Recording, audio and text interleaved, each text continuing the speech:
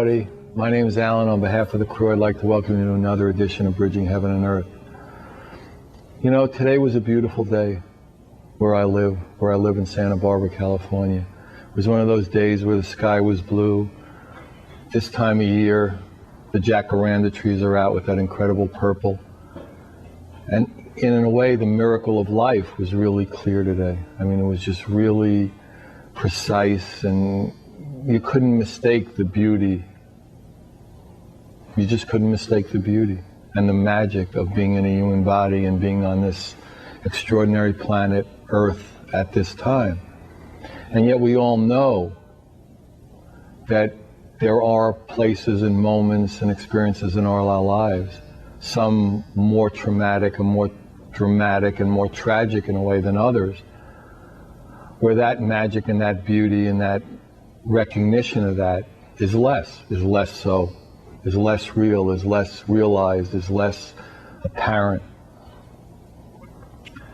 And in our hearts, again, we know that there is a transcendental experience, an experience that religions throughout history have talked about, that holy people of all religions, of all races, colors, creeds have talked about, an experience that even transcends the beauty of a day, that even transcends the beauty of the jacaranda tree, or includes it, let's say not transcends it, let's say not separates it, but that there is an experience of all of it, a oneness, a connection, a truth, a love of God, a truth, a love, God, however you would describe it, in whatever race, religion, color, again, country. There is that experience. And we know, whether it's all day, for a second a day, once a year, in the middle of the night when we wake up, that experience is what, in a sense, we're in a human body for, is what this experience of this planet Earth, of what this experiment on Earth is about, that we humans come into the recognition of that love, of that oneness, that the miracle of this experiment is that we're all part of that, and then seemingly become in separate bodies, in separate countries, in separate continents, have separate tastes and separate cultures and all the distinctions and differences. And those become real. And the truth and the one and the love become the illusion. And that it's exactly reversed. Because the truth and the love and the oneness are the truth. They are the way. They are the reality. And all the things that we think are separate are so minute in the context of that vastness, that glory, that magic that created the jacaranda tree, that created the sky and each one of us, and that we all are. And we can have that experience. And when that experience is real for us more and more and more, then the joy of being in a human body, even in the context of the things that happen that seem less so, we know that there is the love. We can experience the love. And, you know, again, that's what this bridging show is about, because really, in essence, that's what every bridging show is about. It's about coming together for this hour and realizing, remembering, making the love realer, vibrating that love. When people ask me what the Bridging Heaven and Earth show is about, I mean, probably I say different things at different times, but depending on who I'm talking to. But generally, it's to spread the vibration of love. And that is the point of this show. And people literally come in, drive in, fly in, literally walk in sometimes if their vehicles break down, to share their life story of their quest, of their movement towards that love, of their hunger for that love, of their realization of that love. And tonight we have someone, again, whose life has been a story of that quest, that realization, because it's an ongoing moment-to-moment recognition. Mitchell May is a spiritual teacher. He's a healer. He had an unbelievably horrible auto accident, life-changing auto accident, a long time ago, Earth time, where bones and bones and bones were broken. Everything was shattered. They thought he'd never walk again. He'd have a life of unbearable and unbelievable suffering. And he basically made medical history through a series of understandings, a series of realizations, where he basically successfully regenerated bones and tissues and nerves. Impossible. But the power of love, the power of intent can do that. And then in the context of that, and as his research into the healing arts, the healing of the body, the healing of the heart, led him to found this company that puts out herbs and vitamins and all different kinds of vitamin C's and supplements that bring us back into that harmony in the physical form, and then hopefully to bring us into harmony of the heart, to heal the body, heal the heart, heal the whole. And that's what his life is dedicated to. I mean, day after day after day, in an unrelenting way, is to heal. And we're honored he's come, in a sense, a long way to be with us tonight. And, you know, it's going to be an honor for you. And as we normally do, we have videos, beautiful music videos from Constance Denby and a Lesia video that some of you have seen before that we wanted to show again on the show.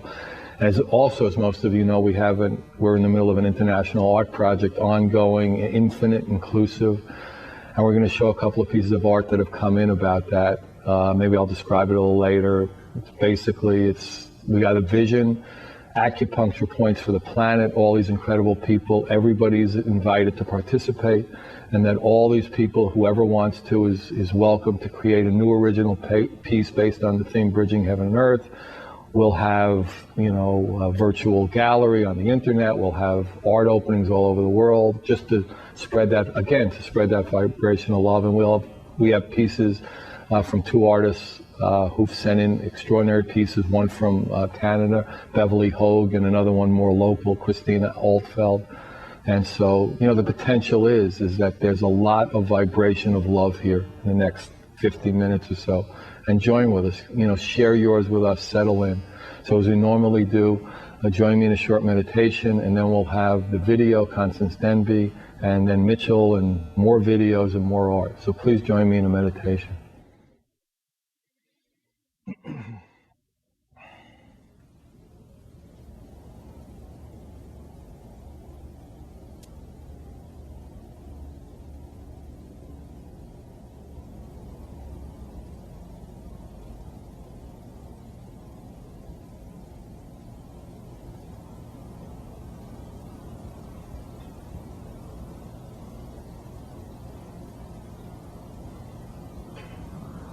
Thank you.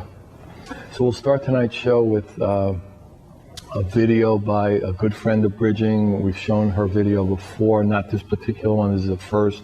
I don't think it's ever been on television before. She sent it to us special. Constance Denby, Dragon's Eye. It's an extraordinary piece. Settle in. It'll get you in a space to really appreciate what Mitchell's story is about. So enjoy.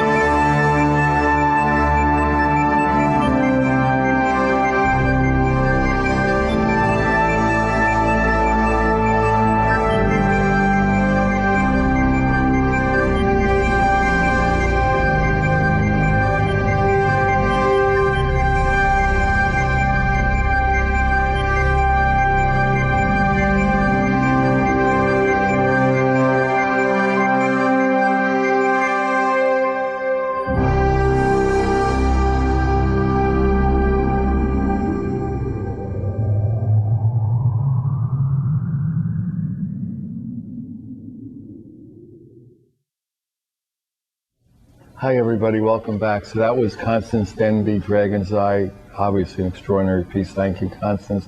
And the picture you see now is Christina Allfeld, local California woman who did this Lahaini Buddha II. She's done a bunch of these in different colors. They're extraordinary. This is one of the pieces that came in for the Bridging Heaven and Earth art project. So we're on the set with Mitchell. Welcome, Mitchell. Thanks for coming. My pleasure. So, yeah, I talked at the opening a little bit about this extraordinarily violent and traumatic accident that, in a way, didn't turn your life, as we've talked about, but, added an emphasis to it. Why don't you talk about how that, affected the flow of your life and led to, a lot of different things that you did? Okay. It was 1972, and I was really on quite a search to see if I could find how to tap into this life force principle. I had experienced it spontaneously before, but I was curious, could one really tap into it in an ongoing way? Could that be the source of one's ongoing life? And could it inform me on a daily basis? And I had no idea how to really do that. But I knew something more was possible beyond what I'd learned in my education, beyond what the social structure, beyond what the political structure at that time was telling us we were all about. And as circumstances would have it, I was a passenger in a Volkswagen van, and we were going to a bluegrass music festival, and a car going close to 100 miles an hour out of control hit on my side of the car. Wow. And to sort of condense the story, I was actually pronounced dead at the scene of the accident. Wow. It took them close to an hour to be able to cut me out of all the wreckage. Wow. And I had over 40 broken bones, nerves completely severed, organ tissue was ripped out, and they were able to resuscitate me. I went in and out of coma, and when they got me to the emergency room in the hospital, they kept trying to awaken me, and they were trying to get my permission to amputate my legs. Both of them? They said if they didn't amputate one, that the trauma, the infections would enter into the other one very shortly, that there was no hope of saving the legs, wow. that I was not going to walk again. Wow. That I'd be very, very lucky if I were to stay alive. And they're asking you to make medical decisions in that state? Yes. Why not? You're obviously a clear thinker at that moment. Right. Well, something in you said, let's not do that? Yeah, there was that moment for me of saying, hey, this is an opportunity. Really? I mean, you remember that? It was a very clear wow. sort of existential place. In this incredible, beat-up, traumatized, yes. in shock being. Yes. You remember that specific? Yes. That's fantastic. To say, this is an opportunity to fully explore and see. The healing process. The healing process. Could one tap in? Because medically, I was told there is no hope. So in other words, like something in you said instinctively, this is like an opportunity I've been given to test my passion in a way. And that in any event, as I say, the medical model was saying there's nothing we can do for you. So in a sense, you had nothing to lose and everything to gain. And the prognosis, the prognosis was, even with medical intervention, I was most likely not going to make it. So you didn't have, in a sense, you didn't have that much to lose. Yeah. Right. And oftentimes that is where that transformational compression potentiality comes, when we're really at our wit's end, when we're at a loss, when we don't know where to go. I keep saying, I hope it's lit where we get more subtle, so it doesn't take, that level of trauma to. Well, I was pretty dense. No, I know. I'm saying. I mean, it does take getting hit by a Mack truck. Yes. You know, a lot of Yeah. times that's like the old expression. Well- We hope we develop a subtlety that, you know, we're in the moment and, you know, we realize when disharmony's in sooner than the Mack Yes. truck. I, But go I on. think it's fairly obvious to certain aware people that the world situation right now is being hit by a Mack truck. Right. And right. it's that time for us to wake up Right. and to shift some of our way of thinking and reacting Being, and responding. right. Yes. So in that hospital situation, they put a cast on me from my neck down to the bottom of my feet. Wow. And, you know, the message is, you're never going to walk.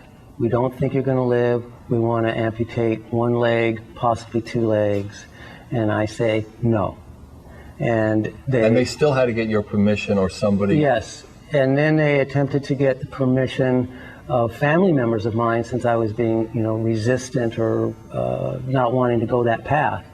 And fortunately, my family stood with where my choices were. That's really Yes. phenomenal in a way. And I was transferred to Vanderbilt.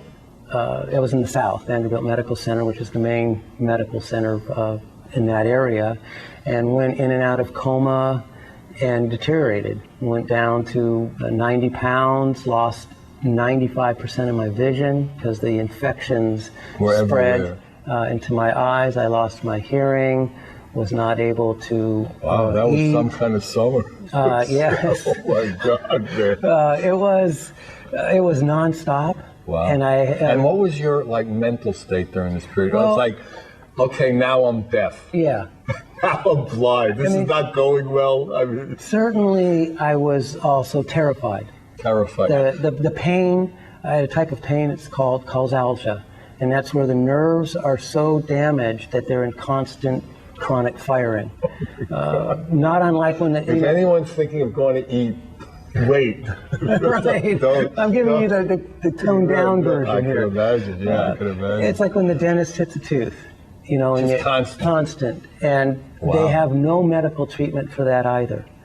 And actually, causalgia, the only way to stop that pain is amputation, to cut above where the damage pain is. And I was 21 going on 22 as a young man, and so the pain, I was terrified of the pain. I mean, the best time of day was sleep.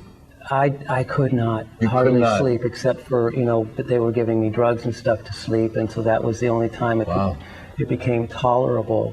And But was there like a faith and hope or a dream or a passion or a knowing? I Kind would- of behind that? yes, I would say that there was more of a knowing, but not a certainty. Right, you weren't exactly sure. Yeah. you know. The knowing that there's something else, there's something more, but still not knowing How it's gonna manifest in Yeah, this, how do I right. tap into that? And Right. if you remember, in 1972, acupuncture even was against the law. There were not, Very progressive. yes, there was not a consciousness movement that was very large yet into these type of things. And finally, they decided to transfer me to UCLA Medical Center because my father was on faculty at UCLA, and I was transferred there. And I got the exact same Diagnosis. medical story. Right. And I was presented to 70 medical specialists in a special conference, and unanimous opinion. It sounds like a Seinfeld Yeah. episode. You're lying there and they throw a mint in the air. And- Oh and- my God. And the story is the same Nothing- story. nothing You're can be not done. going to walk again. You've got to have this leg amputated immediately. And this is after like 3 or 4 months. This is 3 or 4 months. I've deteriorated further. The cell structure in my body, our cells they're bathed in potassium. That's just how our body washes itself. And the potassium in the cells were rupturing every day. And so I'm starting to actually leak out. My own body is dissolving.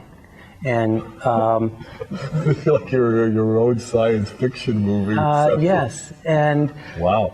And still in you, after 3 or 4 months of almost constant pain, starting to ooze. I was Not beginning to sleeping. lose it. Okay, for I was sure. going to say, this guy has got one intense intention and belief. I mean, that's really, I mean, even though I talk about, like, you can have this, faith and stuff, then you stub your toe and it's like, God, I mean, it's a beautiful story. It's when one thing after the next gets ripped away from you. It's at the one level, it's excruciating, terrifying, embarrassing as your body functions as a young man are no longer there. Your ego's getting a real bruising. Totally. And on the other level, everything you've ever hung on to, all your beliefs, all your habits are also getting ripped away. So there is a vacuum that's starting to form, an emptiness. And it's in that place that something new, something unexperienced before has an opportunity to enter. Now, I didn't consciously know that this was happening. You almost feel this happening? I mean, if you look back now that this opening was happening and something in you was like that knowingness was filling it, even in the pain, in the heart of the pain? It was more at that stage, it was more the tearing apart, the ripping apart. Because to hold out, against the medical establishment after 5 minutes, I'm a big, strong, tough guy, and I believe in this. But after 3 or 4 months of the pain, to still have that belief is a really great gift in a way. And I think in some ways it became an anchor for me to have some sense of self. That was the one place that was going to remain as something that was a choice that I was going to make. Yeah, everything else you couldn't control anything. Right. And so as your choices, as your options just get ripped apart, my experience in retrospect now is always the within that experience, the more ripped apart, ripped away you are, the more opportunity resides there. And in that space, the most unexpected things often can occur, even if you don't know about them. And you don't have to believe in them, you don't have to have the faith. It's just a phenomenon that occurs. And of an open space. Of an open space. Right. And what filled in that space was, it turned out at UCLA in 1972, they had a laboratory they were doing experiments in a scientific study of what they call parapsychology. And that is the scientific investigation of what we commonly would call something like ESP or psychic phenomenon. But they were studying it under controlled conditions of physics, chemistry, biology, medical phenomenon, psychological approaches to it. And they had a whole team. And they were primarily in this early stage of that project studying a man named Jack Gray, who had a ability, I was told, to initiate, to facilitate, to activate a healing regeneration for people. Right. Now, you knew you needed a regeneration. Yes, but I came from a highly scientific family, very academically oriented. I have a brother who's a physician from Yale. My other brother went to MIT in mathematics. My other father from MIT in engineering. But you were oozing, so you knew something else is something that those they didn't know how to do logical approaches were not going to touch this experience. Right. You knew that almost to the root of you. So this man came, and I'm in intensive care and isolation at UCLA Hospital. Wow. And this man walks into that environment, Jack Gray, and I'm told a healer's going to come. And I have had no experience in my life with a healer. I don't know what a healer is. I sort of thought someone in purple capes and a wand was going to come. Right. And he walks in, he's just a very ordinary looking guy, but he has these very intense eyes. And the moment he looks at me, it's like something is going to be burned up inside of me. This guy's on fire. Really? Yes. That's fantastic. And he's just looking right through me. And at first I was scared. Because and you're in a situation where if somebody could scare you, you've lost everything, and you're oozing. And if somebody could scare you, well, what was scary was the power of it. That he could see through me. And you know how we all want to protect, we don't want people to see our fear. We don't want them to see our shame. We don't want them to see our weaknesses. we build these unbelievable defenses around that drain us of our life energy, actually. Right. But we're spending so much time faking it. Yes, yeah, exactly. Right. Some people spend 80-90% of their life force in that dimension. But so he burned right through that very quickly with me, and said he was here to wake something up in me that I knew was in me, but I didn't know how to wake up. Wow. And you knew that was the question you were asking, in a sense. Yes, I had been asking that question actually for a few years. Before the accident. Yes. Yeah, right. But here it was a need, and here was someone who said, that's what I can do. Yeah, and this is the most ordinary thing. This is who we really are. And we've just forgotten how to do that. I'm here to help remind you how to do that. And through the course of time, we spent the next 7 years together. Really? And I'm speeding through the sequence of events, but through our work together, and especially in the first couple of days, bones began to regenerate, nerves began to regenerate, muscle tissue began to regenerate, my eyes regenerated, my hearing cells regenerated. These are things that medically, there was no chance. Can't. It's not happening. No, there's no medical record of these things ever happening before of this nature. And one after the other just kept happening. In that context, did the medical community say, give some idiotic reason for it, or it's not possible, it's not happening?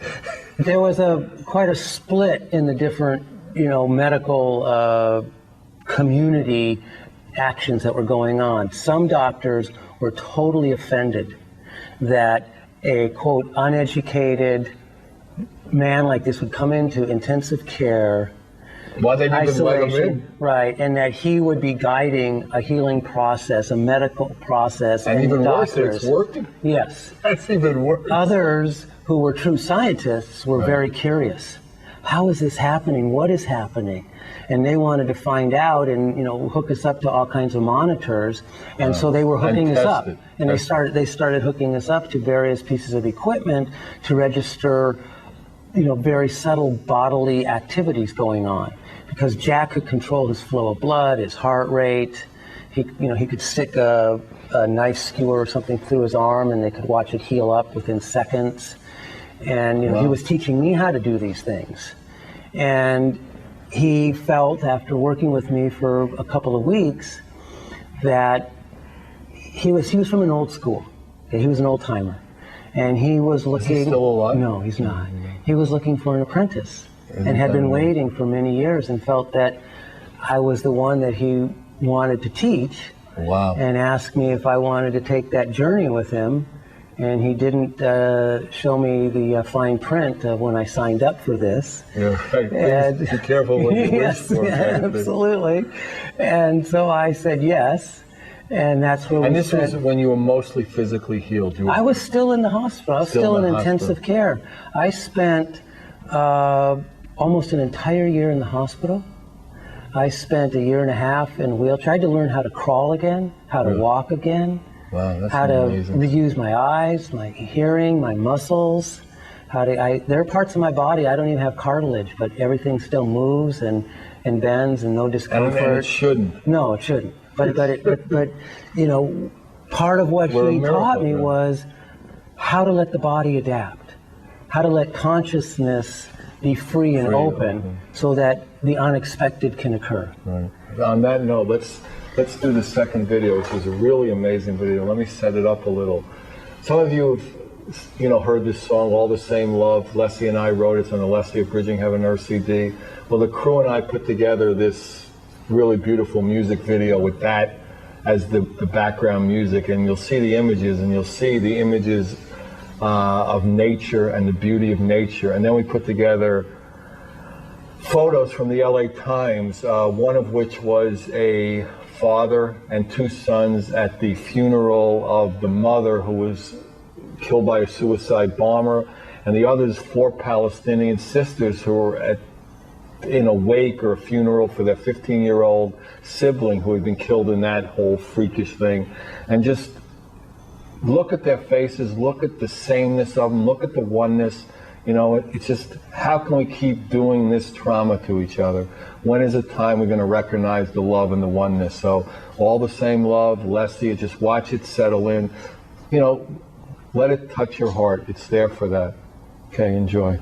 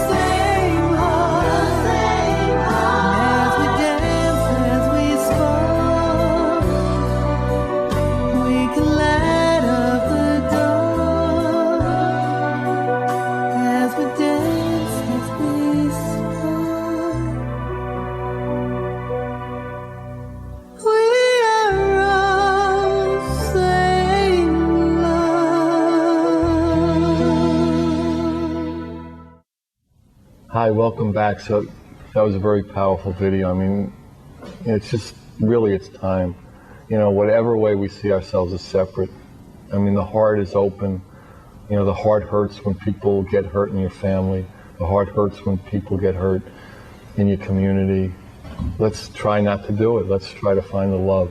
And also, the picture you see between us now is Last Chance Cafe.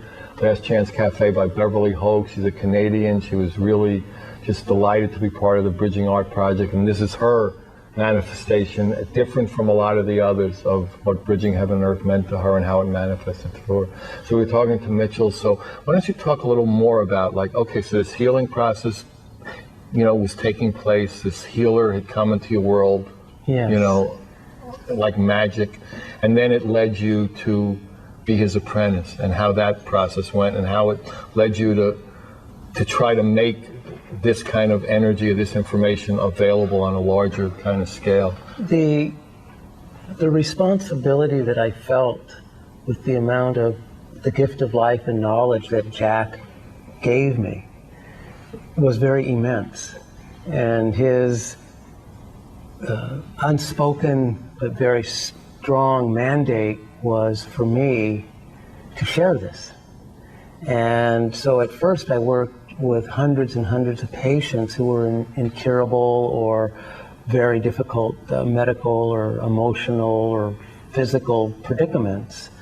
And what I noticed, even though, and this was all done through that UCLA Medical Center research grant, that while we got quite profound results doing our healing work, many people who were coming to us, their problems, their issues actually were coming from many years of a misunderstanding of how to live a wholesome life. It wasn't that they had been in an accident. It wasn't that they were born with some congenital problem. It wasn't that, you know, they were 85 years old and were just had a long, good, hard life. These were people who were eating too much processed food. They were malnourished at a subclinical level. And so when attempts to heal them would occur through their life, it was almost like if you look at a bucket that's got a hole in it, there's a leak in the bucket. So they would keep trying to fill this up with water or life force, but it would drain out. And I realized that I had a waiting list of almost 3 years for people to get to see me. And you were working plenty of hours, I was of days. 20, 22 hours a day, 7 days a week. That's all that I did was healing work. Wow. And I felt terrible that You had to turn people away, people in dire life circumstances. And I thought, how can I touch more people? And also, what is the source of a lot of these holes causing of these holes, and what is behind that? And I started looking at some of the political and social and environmental reasons. There was the diet, there was greed. Greed is needing to be hugely healed at this time. Right. To me, that is it's a plague. Right. Way out now. of line. And it causes people to do things that proliferate suffering, tremendous suffering. And so I made a decision, because part of our research project was, could we create a life force supplement that people could consume that could help their bodies, their buckets, I'll call them, from leaking? And then fill them up so that when they breathed in life, when healing did come to them, when they did meditate, whatever their practice was, that energy would stay with them to regenerate, rejuvenate, and revitalize them, rather than just being a temporary experience. And we spent 7 years creating and perfecting this product that we call Pure Synergy. That is exactly what that's designed for. And we only were doing that in a research capacity and in clinical studies. Then people asked if we would make that product available on a much larger scale because the suffering is so grand, across the world. And I really didn't want to do that. I didn't want to get into business because business is tough stuff. I mean, and the concept about it is that it has to be evil if it's got money Yes, involved. Right. and but that's the generation I grew up. I saw the corruption, I saw the greed, I saw the but it's abuse. only paper and it's the illusion. It's, Yes. Yeah, but it has that tendency to... And then I realized, business is one of the strongest influences in the world. And if we can transform business, if we can help transform the agricultural system, if we can transform and help people be more honest, to be more humanitarian. Yeah, to treat others as they'd want to be Yes. treated, to deal with integrity, even in business. That the way to take this healing gift that Jack had given to me to another dimension, another level, was to take these principles and apply them to business, to social, to political, to anything and everything. And that's what we did. And we created a structure that requires auditing everything that we do, environmentally, economically, ethically, to make sure that every interaction that we have Is the best it can be. is the best it can be, and that there is no suffering created from what we do, and that the outcome of what we do is beneficial to people. And that has been the experiment that I've been with now for the last 15 years, and watching it spread globally. Our company and our influence is on almost in every country now. Almost. And it started with like this healing powder, and then you saw that there were specific like disharmonies that could be, with an enzyme here. I mean, how did you like branch out? I mean, if this synergy powder was like the amalgam of all this scientific energy and research, how did it come out that other products were even needed after that? As our research kept advancing over the last 30 years, the Pure Synergy was designed really to help enhance the energy field, the energy body, the life force of a person. To me, that's the most fundamental element that we can do. Of the human. Right. And then secondly is we're in a body here on Earth, and most people really are not enjoying that experience.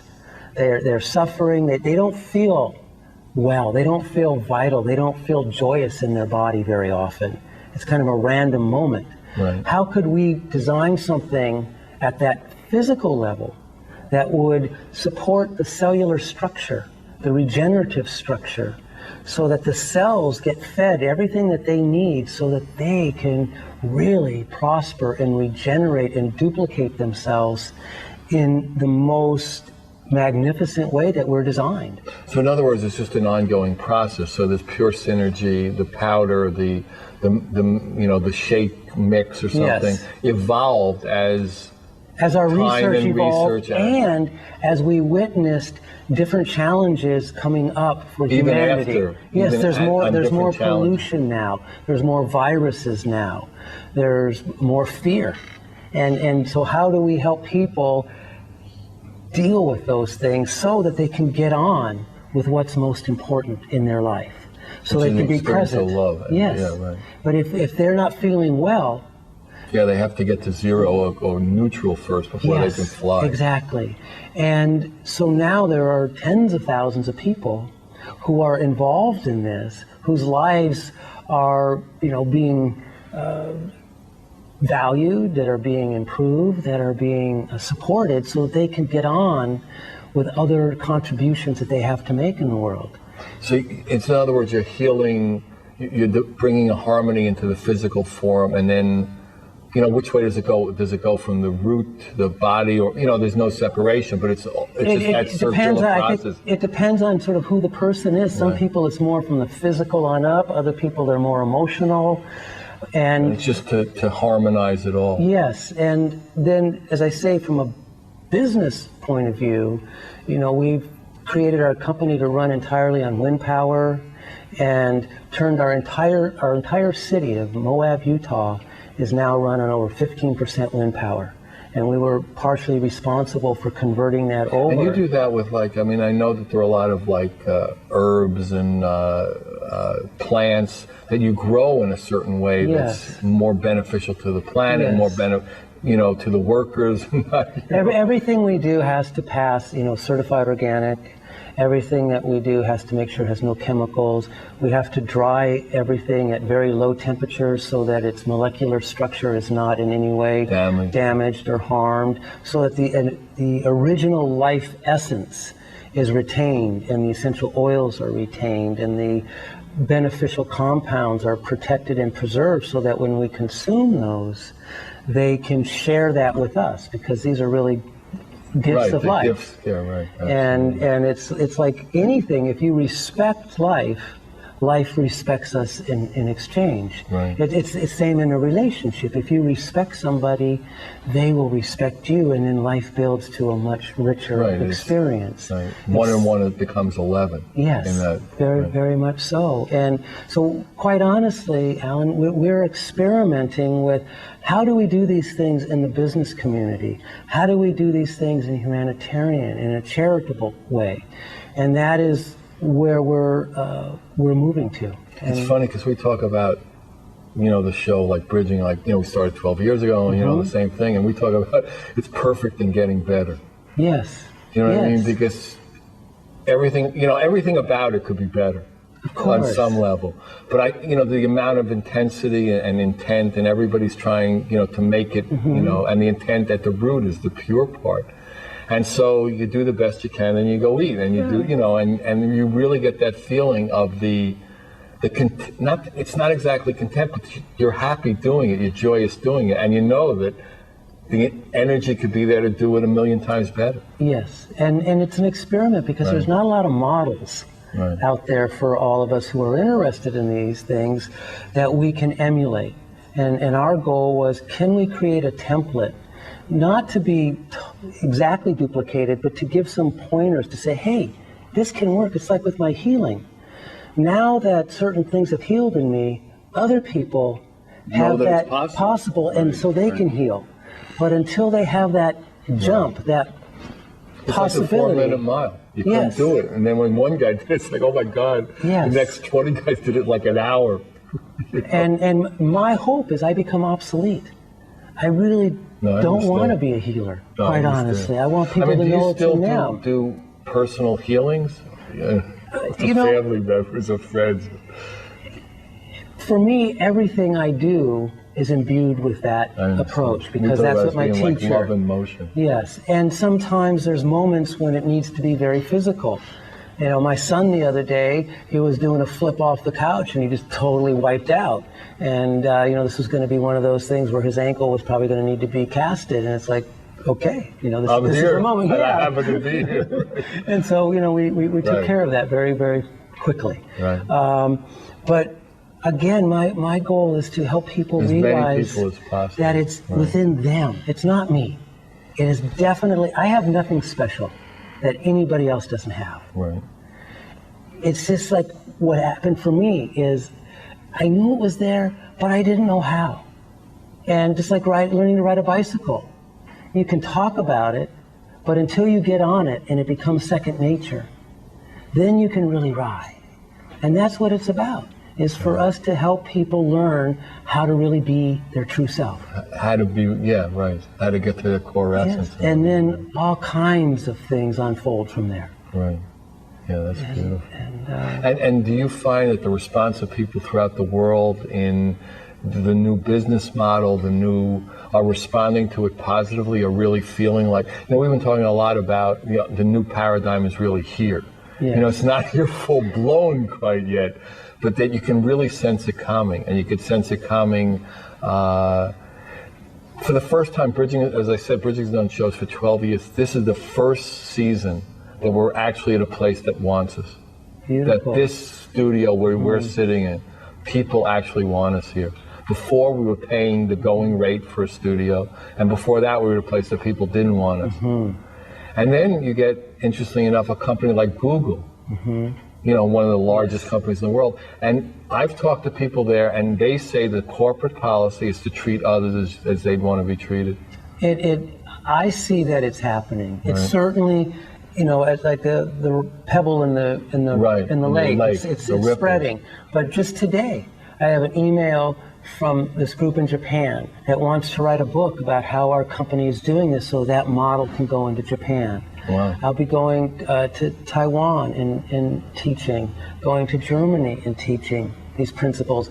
Yes, there are, and I sit on boards of different companies who want this new perspective, and they're not sure how to do it, and so they're bringing in someone like myself or others. Wow. So, I mean, but what you're doing is being respected on a larger scale than almost people who don't know it would imagine, you would say. Yes, and part of that is because I very much respect what they've accomplished. And because they have a skill set, if it can be channeled in a compassionate way, in a generous way, the root of it, then they could really transform many, many people's lives to the betterment. Right. You know, we think about that, you know, in terms of movies. I mean, if movies could really have, like we had in a recent show, this guy Michael Gorgon, who did this movie Illusion with Kirk Douglas. I think there's a copy of it, actually, if you want to see it. I'd love that. I think we have copies of it. And that was his intent. I mean, you think you're in this theater and you're like this captive audience. So if all these aspects start changing and really hitting the, you know, the media and the business and health and all that, the momentum starts growing, and the 100th monkey or the 80th monkey, and I think that really we see that happening more and more. People want to remember. Right, absolutely. People, they want to feel love. And as you say, in their heart of hearts, they want that. Yes, many of us have, you know, some level of scar tissue over that, and that needs to be melted away. But underneath that, it's what we all want. Right. And some of Who us doesn't want to feel love and share it? Right. Yeah. It's simple. You know? Yes. So, okay, we got about a minute left, 30 seconds. What would you say to everybody? Say to me, and what would you say to everybody? That the same thing that was awakened in me resides in everyone. Again, I'm nothing special, other than I'm as special as everybody else is, and that potential, that life essence resides in everyone. You've recognized the magic. Yes, and for them to start just little by little believing in that for themselves and watch what happens. Okay, good. If you want any information, Michael, Synergy, anything, call me, Alan, 805-687-2053. You know, it's really about the connection, the love. We all are it. We know it in our heart of hearts. Everywhere we know it. Let's just be open to it, come to it. We love you. God bless you. Good night.